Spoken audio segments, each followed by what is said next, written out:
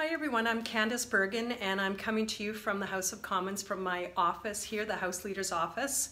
The reason I wanted to talk with you, it seems like every time Ralph Goodale, the Public Safety Minister, does something in this place, it's either targeting law-abiding Canadians or doing something that will help criminals. And the latest bill that he's introduced and that we've actually are just debating right now is basically the same kind of bill. It's Bill C-83, and what it does is it removes the ability for guards to put inmates in federal penitentiaries into segregation.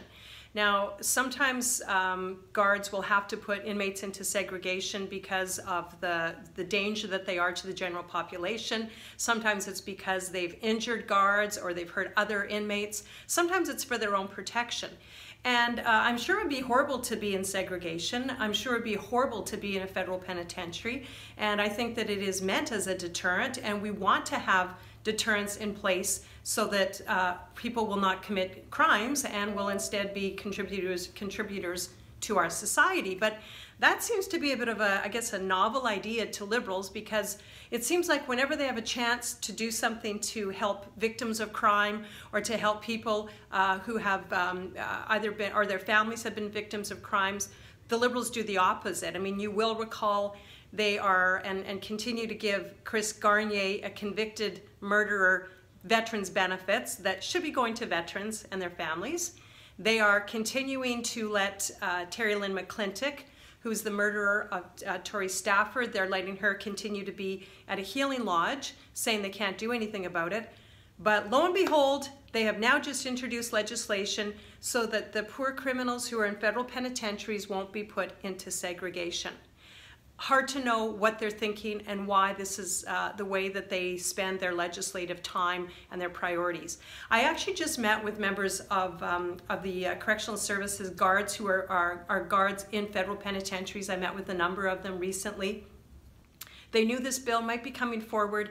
They're really concerned about it because obviously now actually they said that prisoners actually talk amongst themselves and they say, hey, don't worry, you're not going to go into segregation anymore if you do this or you do that. If you hurt a guard, if you injure another inmate, no worries, there's no more segregation. The other thing that the Liberals are getting ready to do is something called needle exchange. So now inmates are going to be able to have needles in prison, have access to needles so that they can do drugs. Again, the guards are saying, what are you thinking? Why are you giving inmates weapons to be able to use, and to be able to use not only to administer drugs to themselves, but to actually injure other inmates and guards?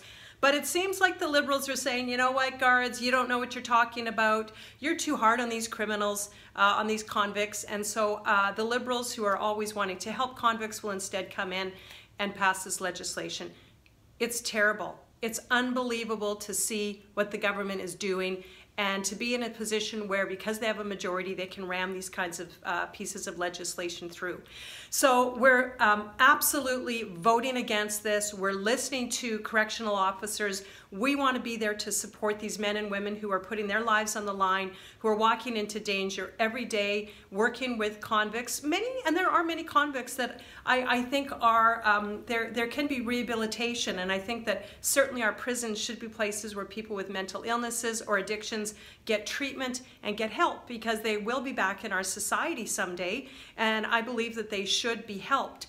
But guards also should be protected, and other inmates should be protected. So here's why I'm coming to you, because again, you need to act. You need to write Ralph Goodale's office, phone. I'm a big believer in phone calls. I think when you phone a member of Parliament's office, they can't just kind of tuck away like they would tuck away a letter and respond later on. They will listen to phone calls.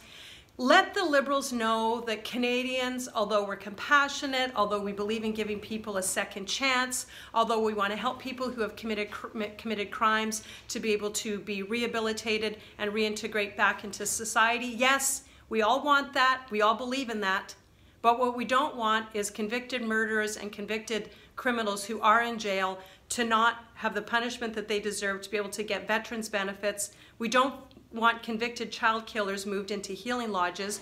And we think the guards should be able to segregate inmates who have hurt them or hurt other criminals in jail, other inmates, or need protection. Guards, the bottom line, guards need to be able to use segregation. And I know the Liberals don't like it. I know the Hug It Thug crowd doesn't like it. But Canadians who are compassionate want it to be a tool that's in place for our correctional services.